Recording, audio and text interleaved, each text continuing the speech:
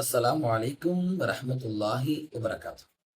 அல்லாம இப்னுல் கையும் ரஹிமஹுல்லா சொல்றாங்க, நீங்க வாழ்க்கையில வெற்றி பெறணுமா, உங்க வாழ்க்கை லட்சியமான ஒரு வாழ்க்கையாக ஆகணுமா, அப்போ உங்களுடைய வாழ்க்கையில இந்த 3 நிலைகள் இருக்கும்.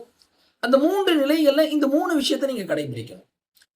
முதலாவது, அல்லாஹ் உங்கள நல்ல நிலையில வச்சிருக்கிறானா, வாரி வாரி குடுக்குறானா, அல்லாஹ்வுக்கு நன்றி உள்ளவங்களாவே இருங்க. அல்லாஹ்வுக்கு நன்றி செய்யுங்க. 2வது, நீங்க நன்மை செஞ்சும் அல்லாஹ் உங்கள சோதிக்கிறானா, அப்ப சோதனை என்ற நிலையில நீங்க இருக்கீங்களா? இப்ப நீங்க பண்ண வேண்டியது சபர். பொறுமையாக இருங்க. பொறுமையை மேற்கொள்ளுங்க என்பதாக சொல்றாங்க. 3வது, தெரிஞ்சோ தெரியாமலோ பாவம் செஞ்சிட்டீங்களா? இந்த நிலையில நீங்க செய்ய வேண்டியது இஸ்திக்ஃபார். பாவ மன்னிப்பை தேடுங்க. நிச்சயமாக இதை செஞ்சீங்கன்னு சொன்னா உங்களுடைய வாழ்க்கையில நீங்க வெற்றியை அடைவீங்க என்பதாக சொல்றாங்க. சுப்ஹானல்லாஹ்.